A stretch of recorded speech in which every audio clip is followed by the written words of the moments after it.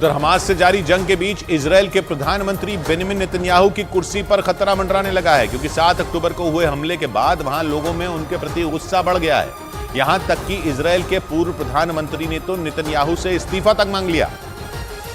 यानी हमास के खिलाफ जंग लड़ रहे प्रधानमंत्री बेंजामिन नेतन्याहू दोहरे मोर्चे पर घिर चुके हैं, क्योंकि इजरायल के पूर्व प्रधानमंत्री और विपक्षी पार्टी के नेता याइर लपिड ने दावा किया कि वो इजरायल के लोगों का भरोसा खो चुके हैं और इसलिए उन्हें जंग खत्म होने से पहले ही अपनी कुर्सी छोड़ देनी चाहिए। इतना ही नहीं, इजरायल के पूर्व प्रधानमंत्री ने नेतन्याहू पर गुस्सा निकालते हुए दो टूक कह दिया कि वो जंग को संभालने में पूरी तरह नाकाम साबित हुए। विपक्षी पार्टी के नेता याइर लपिड ने सुझाव दिया कि नेतन्याहू को पद से हटाकर उनकी ही पार्टी से ही किसी और को प्रधानमंत्री बना देना चाहिए। लेकिन उनके इस बयान के बाद नेतन्याहू की पार्टी के नेता भड़क गए और उन्होंने जंग के दौरान इस तरह की बयानबाजी को शर्मनाक बताया। हालांकि इजरायल में 7 अक्टूबर को हमास के हमले के बाद से ही नेतन्याहू पर सवाल उठने शुरू हो गए थे और इजरायल की सेना और सुरक्षा एजेंसियों से हुई चूक को ही हमास के हमले के लिए जिम्मेदार बताया गया था, क्योंकि दावा किया गया कि मोसाद की नाक के नीचे ही ईरान और हमास इस हमले की पूरी प्लानिंग करते रहे और इजरायल की सबसे ताकतवर खुफिया एजेंसी को इस बात की खबर तक नहीं हुई। दावा तो यह भी है कि हमास के कमांडर ईरान की सेना के अधिकारियों से मिलने के लिए करीब 4 बार ईरान गए थे, लेकिन मोसाद को इसकी भनक तक नहीं लगी। इसके अलावा न्यूयॉर्क टाइम्स की एक रिपोर्ट के मुताबिक इजरायल की सेना और खुफिया एजेंसियों ने करीब 1 साल पहले ही हमास के रेडियो सिग्नल तक ट्रैक करना बंद कर दिए थे, क्योंकि उनको ये लगने लगा था कि हमास के रेडियो सिग्नल ट्रैक करना समय की बर्बादी है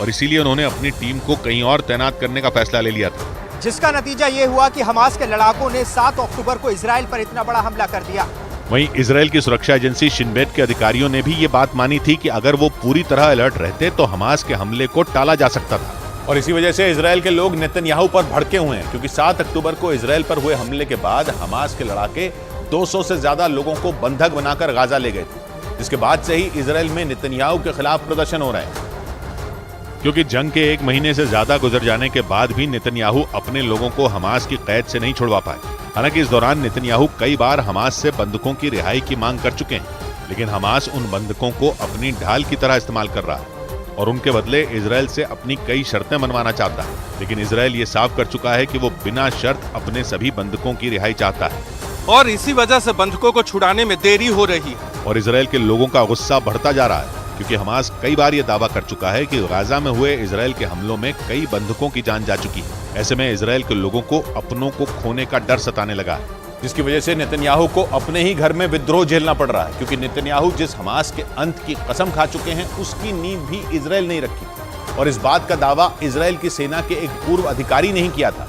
जो 1980 में गाजा में गवर्नर के पद पर तैनात थे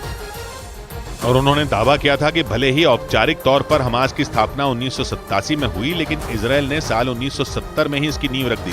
क्योंकि साल 1948 में जब इजरायल बना था तभी से उसका और फिलिस्तीन का झगड़ा चल रहा था और फिलिस्तीन को कूटनीतिक तौर पर कमजोर करने के लिए इजरायल ने युवा लोगों का एक संगठन बनाया था, जिसे उसने हमास नाम दिया था और शुरुआती दौर में ही इजरायल ने हमास को पाला पोसा था। लेकिन धीरे धीरे हमास ने फिलिस्तीन के नेताओं को किनारे करना शुरू कर दिया और खुद को फिलिस्तीन की सत्ताधारी पार्टी की तरह दिखाने लगा, जिसके बाद साल 2007 में जब गाजा पट्टी पर उसका कब्जा हुआ तो उसने इजरायल से सीधी टक्कर लेनी शुरू कर दी। यानी जिस हमास की नींव खुद नेतन्याहू ने ही रखी थी, वही हमास उनके लिए मुसीबत बन गया और तुर्की और अमेरिका पहले ही इस बात की भविष्यवाणी कर चुके हैं कि नेतन्याहू की कुर्सी जाने वाली है। अमेरिका की एक न्यूज कंपनी ने खबर छापी थी कि इजरायल का समर्थन करने वाला अमेरिका खुद मानता है कि नेतन्याहू की कुर्सी जा सकती है और दावा किया था कि यह चेतावनी खुद बाइडेन ने इजरायल के प्रधानमंत्री नेतन्याहू को दी थी जब वो इजरायल का समर्थन करने इजरायल पहुंचे थे। उस दौरे के वक्त ही बाइडेन ने नेतन्याहू को उनकी कुर्सी जाने की चेतावनी दे दी थी। उन्होंने नेतन्याहू से साफ कह दिया था कि जंग की वजह से उनका इजरायल का प्रधानमंत्री बने रह पाना मुश्किल है। हालांकि इस रिपोर्ट के सामने आने के बाद अमेरिका ने इस रिपोर्ट को खारिज कर दिया था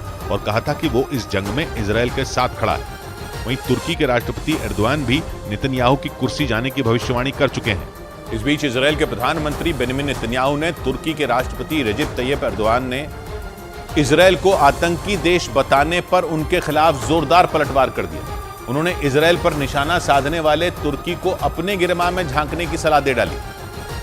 और तुर्की के राष्ट्रपति एर्दोआन के उस बयान पर ऐतराज भी जताया जो उन्होंने इजरायल के खिलाफ दिया था। इस दौरान उन्होंने आरोप लगाया कि एर्दोआन खुद तो आतंक फैलाने वाले हमास के साथ खड़े हैं और हिंसा के लिए वो इजरायल को दोषी ठहरा रहे हैं। President Erdogan of Turkey, who calls Israel a terrorist state, but actually supports the terrorist state of Hamas. और नेतन्याहू यही नहीं रुके, बल्कि उन्होंने एर्दोआन के कामों की पूरी लिस्ट उनके सामने खोल कर रख दी। उन्होंने आरोप लगाया कि एर्दोआन इजराइल की कार्रवाई का विरोध करने से पहले ये भूल गए कि उन्होंने खुद अपने ही देश के लोगों पर बम बरसाए थे। Himself bombed Turkish villages inside